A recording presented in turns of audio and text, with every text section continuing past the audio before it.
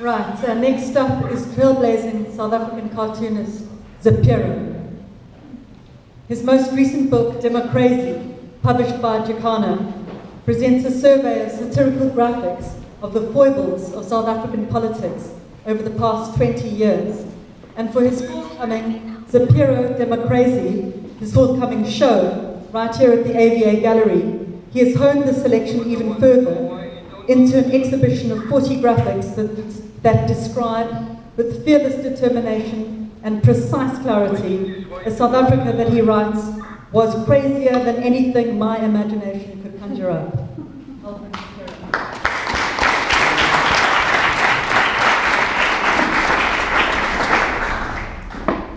I thought it was very funny that we had what has been referred to as sonic interference. The masters of the universe, is it too crazy to imagine? Is it too much of a conspiracy theory to think they're listening to us? I imagine they're listening to every single event that's happening around the world in support of Edward Snowden, because that's what they do, and that's what they can do. So, however they do it, I mean, whether they're actually tapping in here now, or however they do it, they're doing it. Conspiracy theory that is clearly madcap, insane conspiracy theory is one that we've been hearing over the past couple of days about Tuliban and Sela, somebody we should all celebrate. The MK veterans who say that she's a CIA plant, spy, whatever.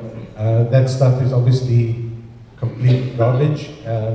Gatekeepers of all kinds, wherever they are in the world, use conspiracy theories to smear those people who are exposing the ills, exposing the excesses of the powers that be wherever they are.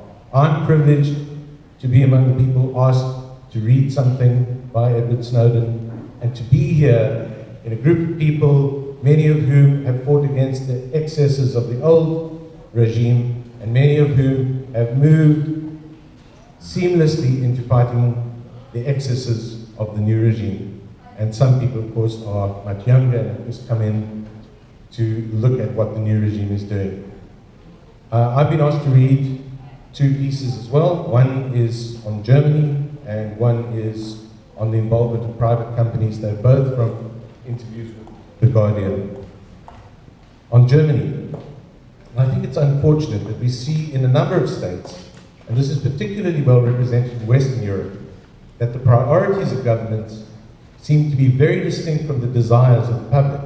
I think it's unfortunate when, for example, in Germany, evidence has revealed that the NSA is spying on millions of German citizens, and that's not a scandal. But when Angela Merkel's cell phone is listened in on, and she herself is made a victim, suddenly it changes relations. We shouldn't elevate senior officials. We shouldn't elevate leaders above the average citizen, because really, who is it that they're working for? You know the public interest is the national interest. You know the priorities of the NSA should not take precedence over the needs of the German population. From an interview with The Guardian on July 2014. So that's very, very recent. And the other one is on the involvement of private companies.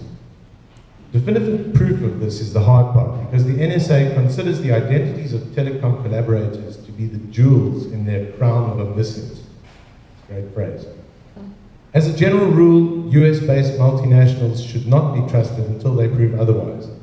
This is sad because they have the capability to provide the best and most trusted services in the world if they actually desire to do so. To facilitate this, civil liberties organizations should use this disclosure to push them to update their contracts to include enforceable clauses indicating they aren't spying on you. And they need to implement technical changes. If they can get even one company to play ball, it will change the security of global communications forever. If they won't, consider starting that company.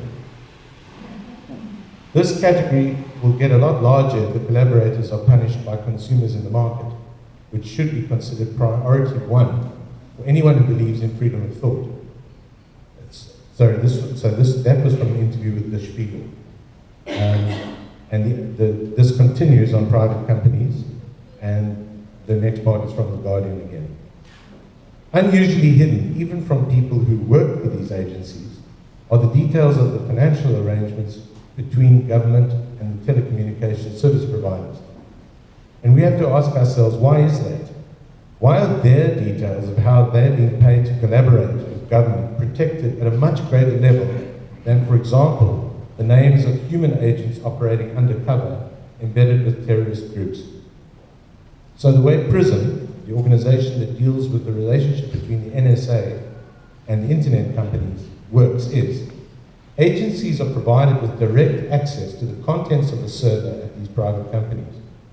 That doesn't mean the companies can, or the intelligence agencies can, let themselves in. What it means is, Facebook is allowing the government to get copies of your Facebook messages, your Skype conversations, your Gmail boxes, things like that. It distinguishes it from where the government is creating its own access, so-called upstream operations, where they sort of tap the backbones where these communications cross, and they try to take them in transit. Instead, they go to the company and they say, you're going to give us this, you're going to give us that, you're going to give us that. And the company gives them all of this information in a cooperative relationship. Another nice phrase. If Facebook is going to hand over all of your messages, all of your wall posters,